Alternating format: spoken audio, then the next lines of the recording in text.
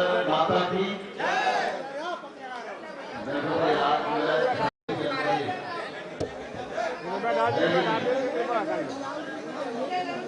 26 जनवरी ये हमारा गणतंत्र दिवस है। गणतंत्र दिवस के दिन तो भारत माता का जयकारा पूरी ताकत से लगना चाहिए और हाथ उठा के लगना चाहिए। भारत माता की, भारत माता की, भारत माता की।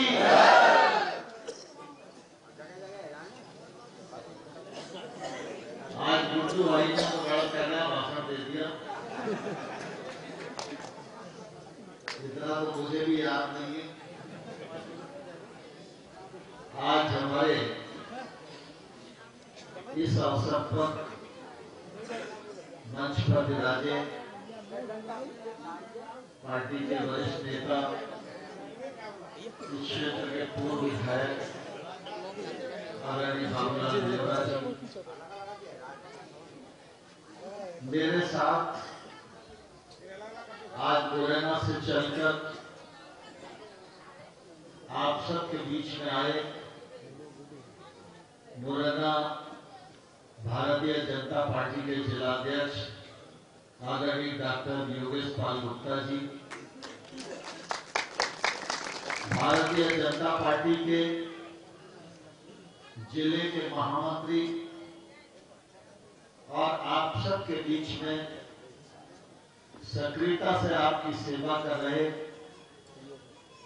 ऐसे हमारे युवा नेता गुड्डू यादव साहब, जिला पंचायत के अध्यक्षा गुड्डी भाई, हमारे आदरणीय मुद्गल जी, यादव साहब, बीके शर्मा जी, हमारे पार्टी के पूर्व अध्यक्ष और आप सबके बीच में लंबे समय से काम कर रहे ऐसे आदरणीय अशोक गर्ग जी, नगर पालिका के अध्यक्ष कमलेश भाई, द्वारका प्रसाद पंडित जी, कुशल पाल जी, लक्ष्मीचंद कुशवाहा जी, परीक्षा धाकड़ जी, मंच पर विराजमान पार्टी के सभी वरिष्ठ नेतागण और इस कार्यक्रम में जो हमारे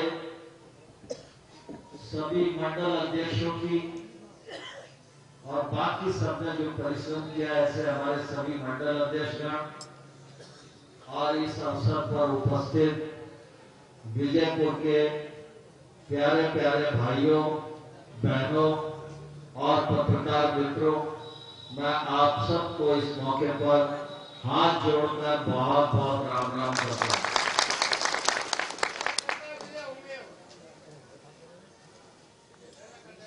आज 26 जनवरी का दिन है। आज मुरैना में मुझे ध्वजारोहण करना था और कल मेरा कार्यक्रम श्योपुर में था, लेकिन गुड्डू यादव जी को लगा कि ध्वजारोहण से तो दोपहर तक निकट ही जाएंगे, तो भाई साहब 2 बजे तक हमारे यहाँ आ जाओ। तो विजयपुर में भी हम सब कार्यकर्ताओं का एक कार्यक्रम करना चाहते हैं। मुझे लगा कि मुझे श्योपुर तो जाना ही है, तो विजयपुर रास्ते में पड़ेगा, तो गणतंत्र दिवस के दिन विजयपुर की जनता जनार्दन के भी दर्शन हो जाए, इससे ज्यादा बड़ी सौभाग्य की और कोई बात नहीं है। और इसलिए मैं आज इस अवसर पर आप सबके बीच में उपस्थित हुआ हूं। आप सब लोगों ने विधानसभा चुनाव में पराजय होने के बाद भी जिस जोश और उत्साह के साथ स्वागत और कार्यक्रम किया है। मैं उसके लिए आप सबका हृदय से बहुत बहुत आभार प्रकट करता हूं, आप सबको धन्यवाद देना चाहता हूं। आज गणतंत्र दिवस है। ये गणतंत्र दिवस हमको आसानी से नहीं मिला। आप सब जानते हैं, एक कालखंड था जब हम मुगलों के गुलाम हो गए थे। फिर एक समय आया जब राजाओं के राज थे, लेकिन हम अंग्रेजों के गुलाम थे। और जब अंग्रेजों की गुलामी थी तो कोई सरपंच बन जाए ये तो संभव था ही नहीं, लेकिन मैं सरपंच बन सकता हूं ऐसा अगर सपना भी कोई देख ले तो अंग्रेजों के कोड़े से उसकी खाल उधेड़ दी जाती। हमारे तमाम सारे पूर्वजों ने आजादी का सपना देखा और भारत माता के पैरों में जो स्वतंत्रता की बेड़ियां डली हैं, इन बेड़ियों को काटने के लिए उन्होंने आंदोलन शुरू किया। ये आंदोलन झंडा लेकर नारा लगाने वाला आंदोलन नहीं था। इस आंदोलन में हमारे पूर्वजों का लहू बहा। तमाम सारे हमारे पूर्वज हंसते हंसते फांसी के फंदे पर झूल गए, अंग्रेजों की गोली से भून दिए गए। तब कहीं लहू से सनी हुई ये आजादी हम सबको प्राप्त हुई। तब ये 15 अगस्त और 26 जनवरी ये दो राष्ट्रीय त्योहार मनाने का हम लोगों को अवसर प्राप्त हुआ। आज भारत ने संविधान को स्वीकार किया था, हम एक गणतंत्र बने थे और इसलिए 26 जनवरी का त्योहार हम सब लोग गांव-गांव में मनाते हैं। ये 26 जनवरी का त्योहार हम मना सकें, भारत माता का जयकारा लगा सके, इसमें अनगिनत हमारे पुरखों की कुर्बानियां हैं। मैं इस अवसर पर ऐसे तमाम सारे अपने पुरखे जिन्होंने भारत को आजाद कराने के लिए अपनी शहादत दी, इस अवसर पर उनके चरणों में भी बहुत बहुत नमन प्रस्तुत करता हूं। ये वर्ष आज ये कालखंड हमारे देश के लिए बहुत ही महत्वपूर्ण है। नई साल है, साल का पहला महीना है। इस पहले महीने में गणतंत्र तो आता ही है, लेकिन इस बार एक ऐसा दिन भी आया जो आने वाले कल में इतिहास में दर्ज हो जाएगा। आप सब साक्षी हैं इस बात के, गांव-गांव के बैठे हुए लोग 500 सालों से हमारे पूर्वजों ने, साधु संतों ने, कार सेवकों ने अपना बलिदान किया और एक ही नारा लगता था, राम लला हम आएंगे, मंदिर वही बनाएंगे। देश के बहुत सारे लोग हमारी आलोचना करने वाले कहते थे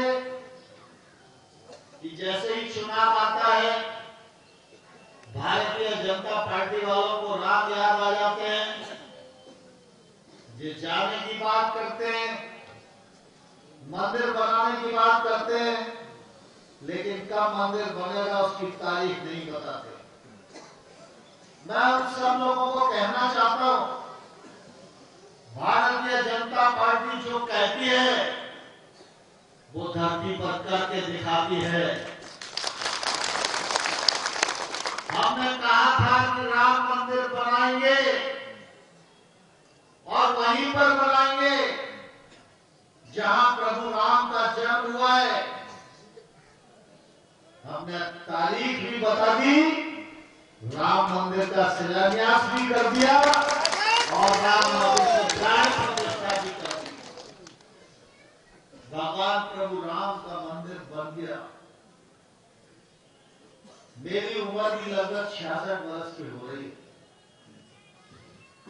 हर साल 15 अगस्त आता है, हर साल 26 जनवरी आती है, हर साल होली का त्योहार आता है, हर साल दीपावली का त्योहार आता है, लेकिन 66 वर्ष में मैंने अपनी आंखों से ऐसी दीपावली नहीं देखी जैसी 22 जनवरी को इस देश में मनाई।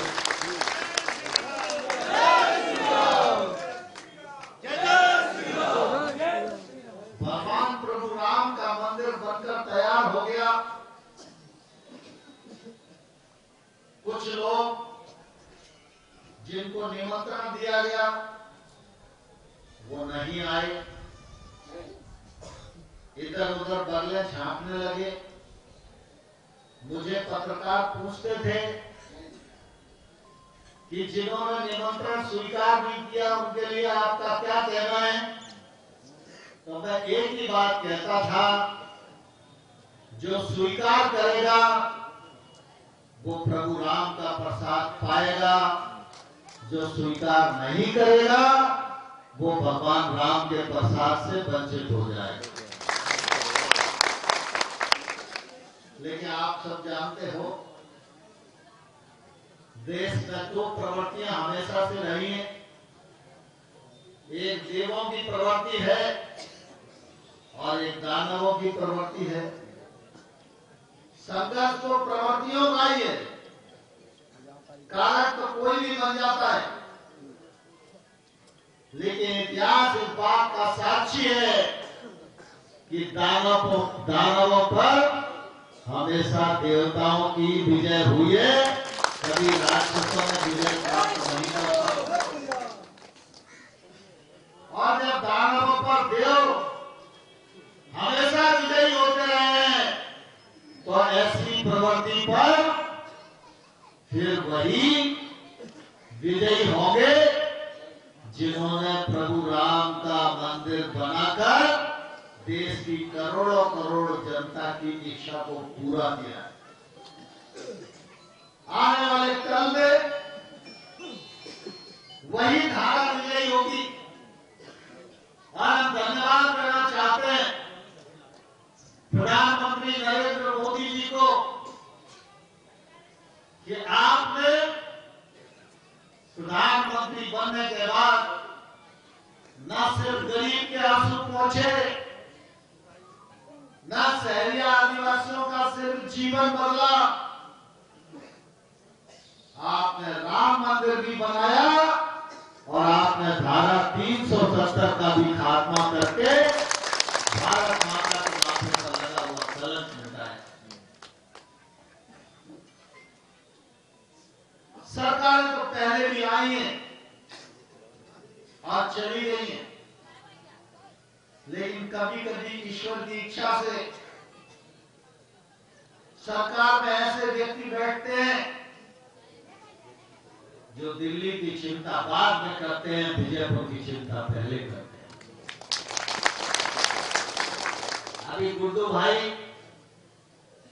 जनमन योजना की बात कर रहे थे। आप सोचो, देश 140 करोड़ लोगों का है। इस जनमन योजना में वो आदिवासी शामिल है जिस आदिवासी की चिंता आजादी के 75 सालों में कम हुई। सैलिया है, बैरा है, भारिया है, ये छोटी छोटी जातियां हैं, इनकी जनसंख्या कम है और इनकी कुल संख्या 140 करोड़ में 25 लाख है। अब आप सोचो, 25 लाख लोग अगर एक तरफ वोट डाल भी दें तो कोई चुनाव प्रभावित हो पाता है? कहीं इतने से, कहीं इतने से, कहीं इतने से। लेकिन ये सरकार का नजरिया है, पंडित दीनदयाल उपाध्याय का सिद्धांत है, सरकार को वहां पहुंचना चाहिए जहां विकास की किरण अभी तक नहीं पहुंची है। मैं इस क्षेत्र का सांसद था तो मैंने इस विभाग के मंत्री के नाते कोशिश की कि हमारे विजयपुर और श्योपुर के शहरियाओं को कुछ आवाज ज्यादा मिल जाए। बाद में फिर 19,000 मकानों का एक अलग पैकेज की शहरिया भाइयों को दिलवाने का काम किया। प्रधानमंत्री जी को शायद ये मालूम नहीं होगा, नहीं तो वो मुझ पर गुस्सा जरूर होते कि तुमने अपने क्षेत्र के 19,000 लोगों को आवाज दिलवा दिए, लेकिन 25 लाख लोग फैले हुए नरेंद्र सिंह जी, आपने उनकी चिंता नहीं की। अब यह बात सही है कि जैसा विजन, जैसी दूरदृष्टि प्रधानमंत्री जी की है, वो मेरी नहीं थी। मुझे लगा कि मैं एक बार बन गया हूं तो कम से कम अपने क्षेत्र के आदिवासी को तो मकान मिल जाए। और आज वो मकान लोगों को मिल गए, कुछ तो आवंटन हो गए, कुछ पर काम चल रहा है, कुछ अधूरे हैं, कुछ पूरे हो रहे हैं। लेकिन 6,000 करोड़ रुपए की लागत से आप कोई शहरिया नहीं बचेगा जिसके पास मकान नहीं हो, जिसके पास उज्ज्वला योजना का गैस का सिलेंडर नहीं हो, जिसके परिवार में पढ़ने की सुविधा नहीं हो, जहां सड़क नहीं है, बिजली नहीं है, उस घर तक भी ये पहुंचाने का काम जनमन योजना के माध्यम से प्रधानमंत्री नरेंद्र मोदी कर रहे हैं। यह प्रधानमंत्री नरेंद्र मोदी जी की संवेदनशीलता का परिचायक है। आज आप सब इस बात को भलीभांति जानते हैं कि अगर देश को आगे बढ़ाना है, 2047 में हर गरीब के आंसू पहुंचना है, 2047 तक भारत को विकसित भारत बनाना है, तो गांव में रहने वाले किसी भी गरीब आदमी की ताकत बढ़ाना पड़ेगी। वो कंधे से कंधा और कदम से कदम मिलाकर भारत को श्रेष्ठ भारत के अभियान में शामिल कराने के लिए योगदान दे सके, ये उसकी क्षमता वृद्धि करना होगी। और इसलिए प्रधानमंत्री नरेंद्र मोदी जी ने जहां एक और बड़े बड़े काम किए, बड़ी बड़ी सड़कें बनाई, बड़े बड़े डैम बनाए, चंद्रयान को चंद्रमा तक भेजा, सूरज को स्पर्श करने की ठानी, वहीं हर गांव के गरीब आदमी के घर में शौचालय बनाकर माता बहन के सम्मान की रक्षा करने का घर घर में उज्ज्वला गैस योजना पहुंचाई, सौभाग्य योजना के अंतर्गत बिजली पहुंचाने का काम किया। बाबूलाल देवरा जी बैठे हुए एक जमाना था जब एक सड़क को छोड़कर पूरे विजयपुर में कोई सड़क नहीं होती थी। हमारे नेता अटल बिहारी वाजपेयी जी ने ग्राम सड़क योजना बनाई और जब सड़क योजना प्रारंभ हुई थी तब मैं इस राज्य सरकार का मंत्री इस विभाग का था। विजयपुर में, कराल में, श्योपुर में गांव-गांव सड़क बनाने का काम प्रारंभ किया। अभी आप लोग चुनाव हार जरूर गए, लेकिन मैंने फिर भी गुड्डू यादव को फोन करके कहा कुछ अगर सड़कें रह गई हो तो 10 करोड़ रुपए के प्रस्ताव मेरे पास पहुंचवाओ। मैं इस बजट में 10 करोड़ रुपए की लागत से और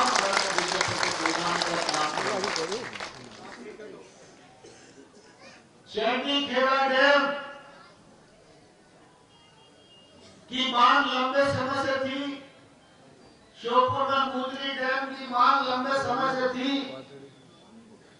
आपके चैनी खेड़ा डैम बनने का भी मार्ग पूरी तरह प्रशस्त हो गया। अभी गुड्डू भाई कह रहे थे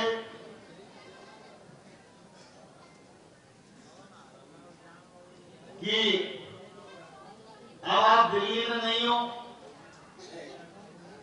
तो लोगों के इलाज का क्या होगा।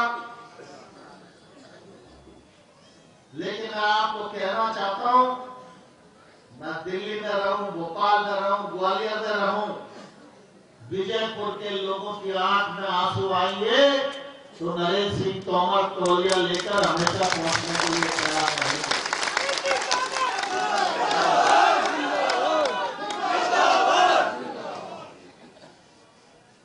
विजयपुर के लोगों ने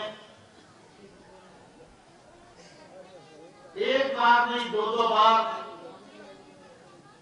लोकसभा के चुनाव में मुझे वोट दिया, अपना प्रतिनिधि चुना। आमतौर पर नेता वोट लेकर अपने हित साधन का काम करते हैं, लेकिन मैं उन नेताओं में से नहीं हूं। मुझे कुशाभाऊ ठाकरे ने गढ़ा भी है और कुशाभाऊ ठाकरे ने पढ़ाया भी। सामान्य तौर पर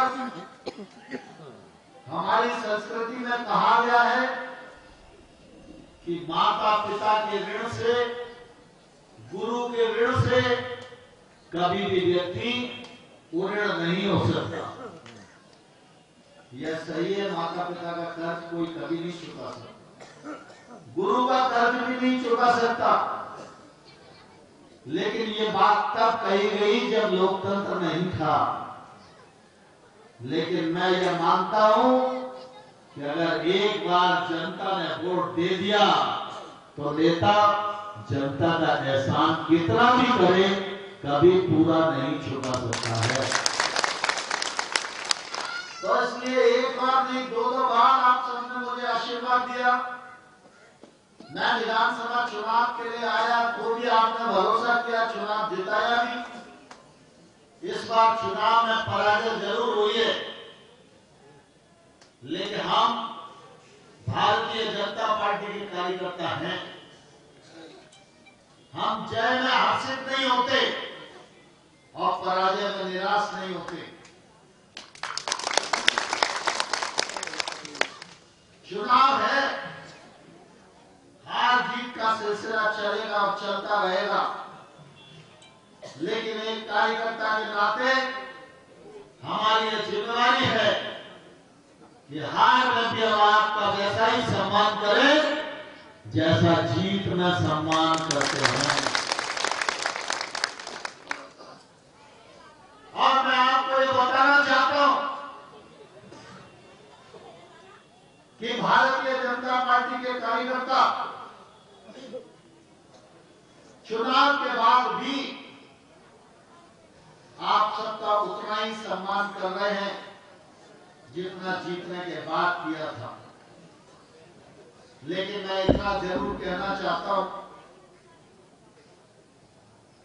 कि चुनाव में,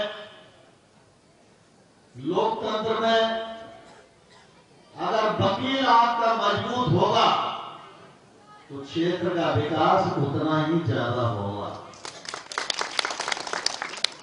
और वकील अगर अपने जुगाड़ करने वाला होगा तो उससे क्षेत्र का नुकसान होगा। अब एक बात तो चली गई, दूसरा चुनाव फिर अप्रैल में आएगा, तो दूसरी बार तो आशीर्वाद मिलेगा कि नहीं मिलेगा कमल को? मेरी आवाज आई है, मिलेगा कि नहीं मिलेगा? अभी पूरी नहीं आई, कुछ लोग हाथ नहीं उठा रहे। मिलेगा कि नहीं मिलेगा? आप सब लोगों ने इस मौके पर मेरा इतनी देर तक इंतजार किया, बहुत प्यार से और स्नेह से आप सबने स्वागत किया, सत्कार किया। मुझे बड़ी मालाएं भी पहनाई, छोटी मालाएं भी पहनाई, शॉल देकर भी अपना विश्वास प्रकट किया, और साफा बांधकर भी आप सबने मेरा सम्मान किया। हमारी संस्कृति में सबसे बड़ा सम्मान साफा पहनाकर किया जाने वाला सम्मान है, और विजयपुर के लोगों ने ये पगड़ी मुझे पहनाई है। मैं आप सबको भरोसा दिलाना चाहता हूं, इस पगड़ी की आग मान शाम में कोई कसर नहीं छोड़ी जाएगी। आपका विश्वास बढ़े, आपका प्यार बढ़े, आपका स्नेह बढ़े, और आप हमेशा भाजपा के साथ चले, कमल के साथ चले, यही प्रार्थना है। बहुत बहुत धन्यवाद। अभी बहुत सारे स्वागत करने वाले लोग हैं, मंच वालों से मेरा प्रार्थना है कि वो खड़े ना हो, अपनी जगह बैठे रहें। परिचय दाकर जी जिनका नाम बोले वो आए, भोजन करने वाले भोजन करें। मैं यहाँ बैठूंगा और आपका जब तक स्वागत पूरा नहीं हो जाएगा तब तक यहाँ से नहीं जाऊंगा, इसलिए हड़बड़ाने की जरूरत नहीं है। मैं सबसे मिलने आया हूँ तो बिना मिले नहीं जाऊंगा, ये आपको भरोसा दिलाता हूँ।